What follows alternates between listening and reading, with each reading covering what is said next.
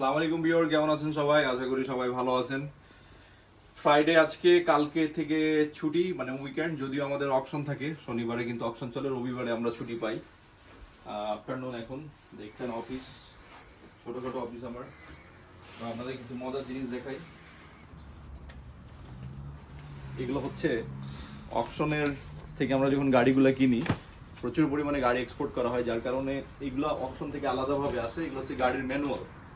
তো এই ম্যানুয়ালগুলা basically DHL করে আর পাঠানো হয় না, কারণ এগুলো পাঠাতে যে খরচ হয় কাস্টমাররা বলে এগুলো পাঠানোর দরকার নাই, তার চেয়ে আপনারা এই টাকা দিয়ে আমরা এটা নিব না, ডিএইচএল করতে হয়। এটা যা দেখছেন। তারপরে এরকম দেখা যাচ্ছে যে গাড়ির ভিতরে সিডি প্লেয়ার, বই টই এভাবে জমতে জমতে অবস্থায় আমি কিছু ফেলছি, বাট এখনো এত জমছে যে আর ফেলতে ইচ্ছা করতেছে না, কিছু কিছু করে ফেলি।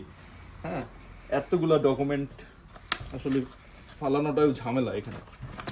হ্যাঁ, বিভিন্ন গাড়ির আছে, বিএমডাব্লিউর বেঞ্চ, মার্সিডিজ বেঞ্চের, তারপরে টয়োটা, হোন্ডা, স্টেপ ওয়াগন, এগুলো তো ভক্স, এগুলো তো অহরহ।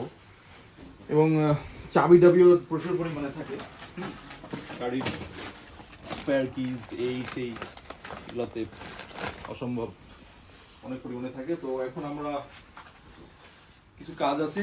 জাপানে এখনো পোস্টের কালচারটা খুবই বেশি স্ট্রিক্ট, মানে আপনার যে কোনো কিছু পোস্ট অফিসে আসে বাসায়, এবং পোস্ট অফিসে আপনাকে দিতে হয়।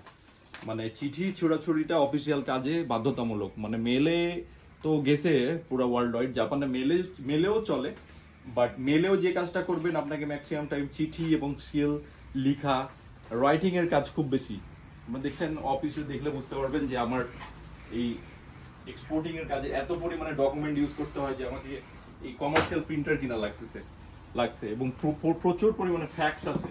সব কাজ কিন্তু ফ্যাক্সে হয়। আপনি ফ্যাক্সে ইনস্ট্রাকশন দিবেন, ছুড়বেন, ফ্যাক্স ছুড়বেন, ওরাও ইনস্ট্রাকশন মাফিক কাজ করবে।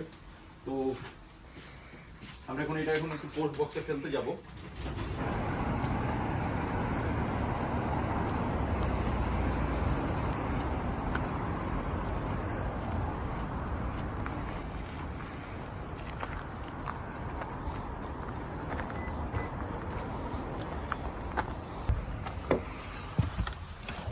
এখনো এইখানে ভালোই ঠান্ডা, মোটামুটি ঠান্ডা আছে, দেখতে পাচ্ছেন আপনারা।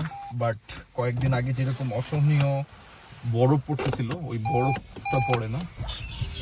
বাট জাপানের ওপর দিকে, নর্থ সাইডে কিন্তু এখনো বরফ পড়ে, ওদিকটা আরো বেশি ঠান্ডা। তো জাপানে রিসেন্টলি একটি ডাটা দেখছি, খুব ইন্টারেস্টিং। জাপানে ইউজড কার মার্কেটের যে মার্কেটটা এত বড় যে আপনার এক মাসেই শুধু ইউজড কার, ট্রাক বাসের কথা বাদ দিলাম, জাস্ট কার প্রায় 8 মান দায় বলে, মানে 8 মান মানে 80,000 ইউনিট, প্রায় 80,000 থেকে 85,000 পিস মানে ইউনিট কার পুরা ওয়ার্ল্ড ওয়াইড জাপান এক্সপোর্ট করেছে, যেটা এক মাসে। এটা কিন্তু প্রত্যেক মাসে একটু কম বেশি হতে পারে। এবং এই এক্সপোর্ট যে করছে তার মধ্যে মেইন মার্কেট কিন্তু জাপানের কান্ট্রি ওয়াইজ মেইন মার্কেট কিন্তু রাশিয়া, নিউজিল্যান্ড, দুবাই এবং আফ্রিকার বিভিন্ন কান্ট্রি। মানে ফুল আফ্রিকাটা যদি আপনি ধরেন তাহলে সবচেয়ে বেশি কার যায় হচ্ছে আফ্রিকাতে। তো আফ্রিকার কান্ট্রিগুলোতেও প্রচুর পরিমাণে যায়। আফ্রিকার রিজিয়ন অনুযায়ী চিন্তা করলে আফ্রিকা সবচেয়ে বেশি হবে, বাট কান্ট্রি অনুযায়ী যেটা হবে সেটা হচ্ছে যে নিউজিল্যান্ড, রাশিয়া, তারপরে দুবাইয়ে কিন্তু প্রচুর পরিমাণে কার যায়। আপনারা অনেকে বলবেন যে দুবাইয়ে তো লেফট হ্যান্ড কার চলে, তাহলে জাপানের ইউজড কার রাইট হ্যান্ড কার কেন যায়? আসলে দুবাই যেগুলো যায় এটা হচ্ছে যে দুবাই কিন্তু দুবাই ইউজ করার জন্য যায় না, দুবাই থেকে রিএক্সপোর্ট হয়। আপনাদেরকে আমি অনেক ভিডিওতে দুবাই দেখাচ্ছি যে শারজাতে কিভাবে গাড়ির অকশন হয়, ওখান থেকে কিভাবে হয়। সো জাপান থেকে কিন্তু ফার্স্টে ওখানে যায়, দুবাইয়েরও কিছু ফ্রি পোর্ট আছে, ওখানে যায়, শারজাতে যায়, ওইখান থেকে তখন রিএক্সপোর্ট হয়। এই জন্য দুবাইয়ে বেশি যায় বলে আর কি। কিন্তু দুবাই ইউজড কিন্তু করে না। কিন্তু রাশিয়াতে কিন্তু ইউজড করে রাইট হ্যান্ড কার, নিউজিল্যান্ডে রাইট হ্যান্ড কার যায় প্রায় মাসে 3-4 হাজার ইউনিট যায় নিউজিল্যান্ডে, রাশিয়াতে 3-4 হাজার ইউনিট যায়, মঙ্গোলিয়াতে প্রচুর পরিমাণে যায়।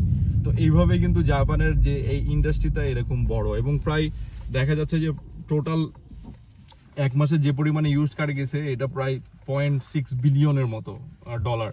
$0.6 বিলিয়ন শুধু কারই এক্সপোর্ট করে। যদিও এরা জাপানিজরা এগুলোকে আসলে গমি বলে, মানে ওই হয়ে যায় এগুলা, ওই যেহেতু ইউজড কার, এটা গার্বেজের মতো অনেকটা ট্রিট করে।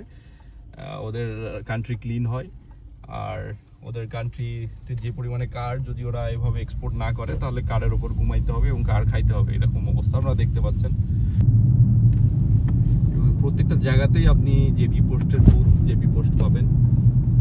আর জেপি পোস্ট যেখানে আছে সেখানে আবার জেপি ব্যাংকও আছে, অর্থাৎ জাপান ব্যাংক। আমরা এরকম একটা জেপি পোস্টের বুথে চলে আসছি।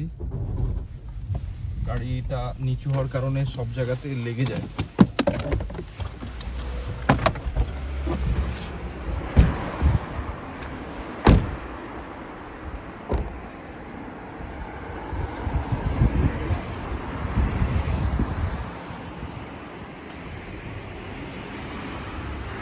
বুথ খোলা আছে, বন্ধ হয়ে গেছে। মোচিগামা খোলা থাকবে, অলরেডি বন্ধ হয়ে গেছে।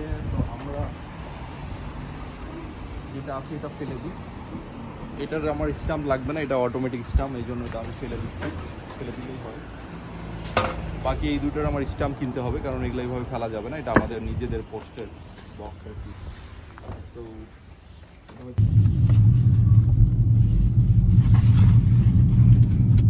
পড়ন্ত বিকাল, একটু পরে সন্ধ্যা হয়ে যাবে, অফিস ছুটির টাইম, যার কারণে কারও খুব বেশি, এত কার সাধারণত থাকে না।